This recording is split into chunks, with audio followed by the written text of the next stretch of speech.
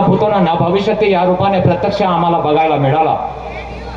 मी न भूतो आणि न भविष्यत असे का म्हणतो बा, यासाठी कारण आहेत. आज आपण आदिवासी समाज आहोत, गोंडी धर्म संस्कृतीमध्ये आम्ही पंचतत्वाला मानतो, पंचतत्वाची पूजा करतो. म्हणूनच आमचे भूमक त्या ठिकाणी पंचतत्वाची पूजा करत असतात. आणि तुम्ही ज्या पद्धतीचा पेंढाणा त्या ठिकाणी निर्माण केलेला आहात, त्या ठिकाणी पंचतत्व प्रत्यक्ष निर्माण झालेले आहेत. आज या हळदवाई गावाने त्या पेंढाण्यावरती पूर्णपणे समोरच्या भावी पिढी करता केव्हाही डोळ्याच्या समोर दिसत राहावं अशा पद्धतीचे पंचतत्वाची स्थापना केलेली आहे. पंचमूर्ती त्या ठिकाणी स्थापन झालेली आहेत. मातृशक्ती सर्वशक्ती एक आहे. दुसऱ्या नंबरवर पाहंदी पारो कुपारलिंगो आहे. तिसऱ्या नंबरवरती राष्ट्रीय शहीद बाबूराव पुलेशर बापू शेडमके आहे. चौथ्या नंबरवर क्रांतीसूर्य धरती आबा भगवान मिरसा मुंडा आहेत. आणि समोर पाचव्या नंबरवर आपले जे प्रकृती चिन्ह जे सप्तरंगी ध्वजारोहण आहे ते सर्व मिळून 5 आहेत. म्हणून पंचतत्व त्या ठिकाणी साकार केलेला हा तुमचा जो अद्भुत पद्धतीचा योग आणि कार्यक्रम आमच्या डोळ्यानं आम्हाला बघायला मिळाला. खरोखरच आम्ही या कार्यक्रमाच्या निमित्तानं हळदवाई भाषिकांना मी धन्यवाद देतो. आणि त्यांनी ज्या पद्धतीची प्रेरणा या जिल्ह्यातीलच नाही की या रूपाने या भारत खंडामध्ये असणाऱ्या संपूर्ण आदिवासी समाजासाठी जे काही प्रेरणा घालून दिलेली आहे ते कौतुकास्पद अशी बाब आहे. आज राष्ट्रीय शहीद बाबूराव शेडमके आपल्या जिल्ह्यातील अगोदर इंग्रजांच्या गुलामगिरीमध्ये भूतकाळामध्ये जर विचार करतो म्हटला तर ते आमचे पुरखे अवघा भारत देश आणि भारत देशामध्ये असलेल्या संपूर्ण जाती जमाती ज्या ज्या जाती होत्या त्या संपूर्ण जाती इंग्रजांच्या गुलामगिरीमध्ये होत्या. आणि एकच समाज असा होता जो समाज अखेरपर्यंत इंग्रजांचे युद्ध खेळत होता. कोणत्याही इतिहासामध्ये नोंद नाही, कोणत्याही इतिहासामध्ये नोंद नाही. आज इंग्रजांनी महार रेजिमेंट सुद्धा तयार केली. आज इंग्रजांनी शीख रेजिमेंट सुद्धा तयार केली. आज इंग्रजांनी मराठा रेजिमेंट सुद्धा तयार केली. आज इंग्रजांनी गोरखा रेजिमेंट सुद्धा तयार केली. परंतु या इतिहासाच्या पानामध्ये कोणतीही गोंडवाना रेजिमेंट सुद्धा नाही. हा स्वाभिमान आहे आणि हा स्वायत्ततेचा अधिकार आहे. म्हणूनच आमच्या पुरुषांनी केलेल्या कार्य आणि कर्तृत्वाच्या आधारावरच आम्हाला संविधानामध्ये अनुसूचित 5 आणि 6 अधिकार मिळाले, जे स्वायत्त शासन म्हणून जल जंगल जमिनीचं त्या ठिकाणी एक नोंद आहे. म्हणूनच केव्हाही आम्ही ज्या वेळेवर कोणत्याही आमच्यावर झालेल्या अन्याय आणि अत्याचारासाठी जेव्हा आम्ही मार्च करतो, मोर्चे काढतो, निदर्शने करतो, त्या वेळेवर आपला आदिवासी समाज भारताच्या कोणत्याही कान्याकोपऱ्यात जरी असला तरी एकच म्हणतो, जल जंगल जमीन हमारा है, हमारा है, हमारा है. बरोबर आहे ना? मी चुकीचं तर नाही म्हणत आहो ना? ज्या वेळेवर इंग्रजांच्या गुलामगिरीमध्ये माझ्या भूतकाळातील पूर्वज आपल्या स्वतःच्या प्राणांच्या आहुत्या देऊन या भारताला स्वतंत्र मिळवून दिले आणि स्वायत्ततेसाठी झटत होते. परंतु आजच्या वर्तमान काळामध्ये कोणत्या प्रकारची परिस्थिती आपण बघतो? अघोषित गुलामगिरीचं सावट. आज आपल्या हक्काचं असूनही आपल्याला हक्काचं मिळत नाही. आज आपल्या जिल्ह्यामध्येच बघतो आपण कोणत्या प्रकारचं संकट येऊन ठेपलेलं आहे. आज आपण जनप्रतिनिधींना आमच्या न्याय हक्क अधिकाराचं संरक्षण करण्याकरता एका मताच्या आधारावरती आम्ही 5 वर्षासाठी त्यांना अधिकार बहाल करतो. ते आमच्या अधिकाराकडे दुर्लक्ष करतात आणि गप्पा बसतात तमाशा करत. आणि त्यांच्यासाठी आम्हाला रस्त्यावर उतरावं लागते. आम्ही रस्त्यावर उतरासाठी त्यांना मतदान करतो का? हा सर्वात मोठा प्रश्न तुम्हाला आम्हा सगळ्यांना विचार करण्याचा आहे. आज ज्या वेळेवर भारत स्वतंत्र झाला त्या वेळेवर त्या पद्धतीने जमातीमध्ये किती जाती समाविष्ट करायचे आहे, कोण कोण त्या ठिकाणी व्हायला पाहिजे, ज्या पद्धतीचे पहिलेच नियोजन झालेलं आहे. म्हणजे राज्य सरकार ते निर्मिती करते की केंद्र सरकार निर्मिती करते? म्हणजे आम्ही निवडून गेलेले जनप्रतिनिधी कायदा तयार करतात. म्हणजे यांनी आम्ही कायदे तयार करायसाठी आम्ही त्यांना संसदेमध्ये किंवा राज्य सरकारमध्ये पाठवतो का? यासाठी परिवर्तनाची खरी गरज आहे. अगोदर माझा स्वाभिमानाने जगलेला माणूस स्वाभिमानासाठी प्राण सोडला आणि आज जल जंगल जमीन आज आम्हाला प्राकृतिक संसाधन आणि जैवविविधतेशिवाय या धर्तीवर मनुष्याच्या जीवनाचं काही अस्तित्व राहू शकत नाही, हे शाश्वत सत्य आहे. कोणताही वैज्ञानिक जरी असला, या ठिकाणी संपूर्ण मान्यवर नाही का विद्वान व्यासपीठ या ठिकाणी उपस्थित आहे. मी यांच्या समोर आपल्याला हा प्रश्न बोलत आहे आणि तुम्हाला यासाठी सांगत आहे की जनजागृती, तुम्ही जेथपर्यंत जागे होणार नाही तेथपर्यंत तुम्हाला तुमचा अधिकार मिळणार नाही, अन्यथा समोरची पिढीचा विनाश झाल्याशिवाय राहणार नाही.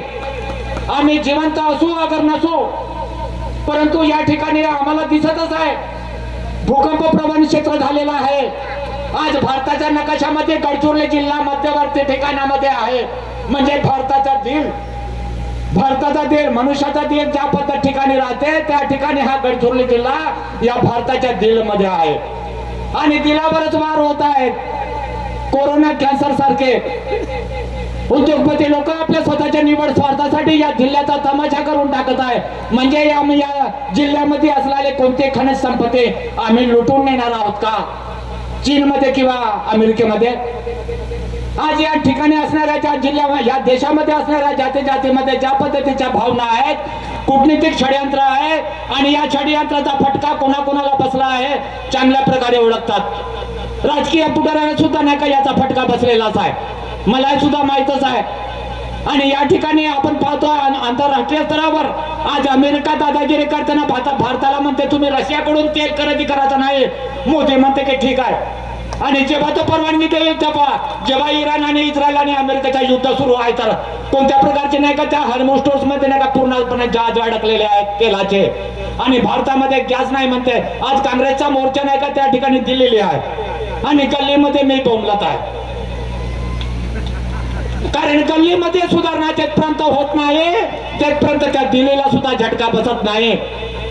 दिल्लीला जर बसवायचा असेल तर गल्लीमधूनच तुम्हाला स्वतःची दुरुस्ती करावी लागेल, अन्यथा दिल्लीला कोणत्याही स्वरूपामध्ये झटका बसणार नाही. नाहीतर त्यांना माहितच आहे मोदी मागल्या वेळेवर काय म्हटला होता, निवडणुकीच्या वेळेवर तुम्हाला कोणत्या प्रकारचे आश्वासन दिलेला होता. मला राजकारण खेळायचं नाही आणि राजकारण करायसाठी नाही. राष्ट्रसंत तुकडोजी महाराजांची ग्रामगीता या राजकीय पुढाऱ्यांनी पूर्णपणे नाही का लपवून ठेवली, कोणत्याही ग्रामपंचायतीमध्ये नाही. जाऊन विचारा ग्रामगीता आहे का म्हणून. मग राष्ट्रसंत तुकडोजी महाराजांना राष्ट्रसंत पदवी दिली कशी?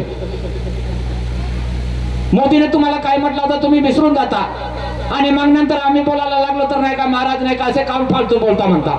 तो का म्हणे माहित आहे, स्विस बँकेमधले जेवढा बी काळा धन आहे ते मी जेव्हा आणेन तेव्हा प्रत्येकाच्या अकाउंट मध्ये नाही का पैसा टाकेन.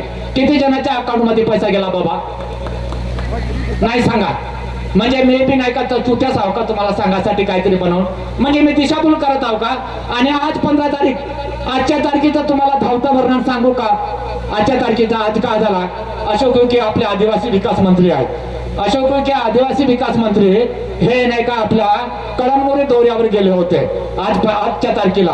आणि भारतीय आदिवासी पैतर पार्टी संघटनेचे संस्थापक जे आहेत ऍडव्होकेट प्रशांत भोडके साहेब, ऍडव्होकेट वकील माणूस, हे नाही का विचारासाठी गेले की तुम्ही नाही का बंजारा समितीचं नाही का ज्या पद्धतीचं झालेलं आहे त्या समितीमध्ये तुम्ही सुद्धा, तर मग आदिवासी समाजामध्ये त्यांना समाविष्ट करणार की का कसं याविषयी जाणून घेण्यासाठी तर त्याला अटक केले. भुसंडी साहेबांना माहित आहे सूर्यागडच्या याच्यासाठी आम्ही एटापल्लीचं आंदोलन केलं. भुसंडी साहेब वाचले, आम्ही वाचलो, डॉक्टर कोडापे वाचला, आम्हाला कार्यक्रमाला बल्लारशाचा. परंतु सैनो गोटा नाही का तो 2005 मध्ये नाही का ट्रायबल डायरेक्टर होता, त्यावेळेवर त्यांनी मंजुरी दिली.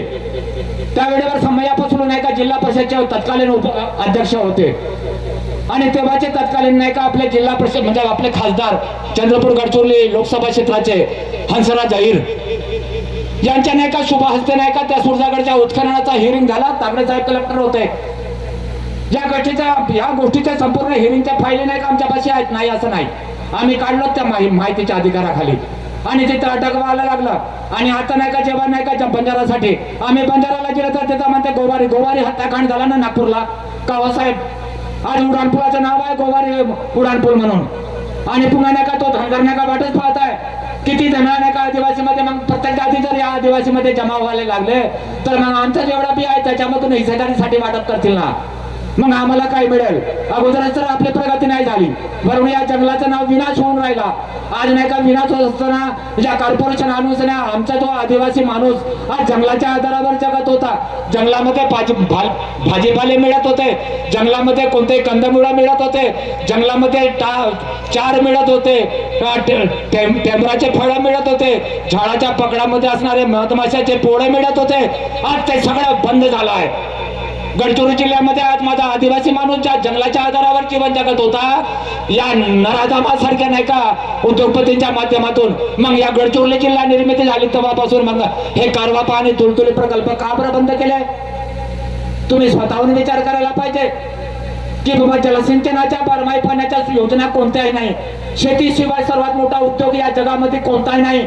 जेपर्यंत शेतीची नाही का, जेपर्यंत उपजीविका आपण चांगल्या पद्धतीनं या गावामध्ये तयार करतो ना 12 महिने, तर याच गावातील नाही का बेरोजगार नाही का त्या शेतीमध्ये रोजगारासाठी जाते. कारण आपला जो कोरोना होता, कोरोना काळामध्ये रोजगार कोणी नाही दिला. कोरोना काळामध्ये सिर्फ शेतकरी वर्गच नाही का सगळ्या बेरोजगारांना रोजगार दिला आणि नाही का मग आकाडीचे वडे भाकरी खावासाठी प्रत्येकांना मुलांना नाही का हे मिळाला. आज वेळ झालेली आहे, बाकीच्यांना सुद्धा नाही का ज्या पद्धतीनं आहे आपल्या स्वतःचं मार्गदर्शन करावयाचं आहे. मी अति जर बोललो असेल तरी माननीय आदरणीय व्यासपीठ आणि संपूर्ण समाज बांधवांना मी क्षमा मागतो आणि इथे मी थांबतो. सगळ्यांना जय सेवा करतो, जय भीम करतो, राम राम करतो, नमस्कार करतो. जय सेवा, जय गोंडवाना, राज करेगा गोंडवाना.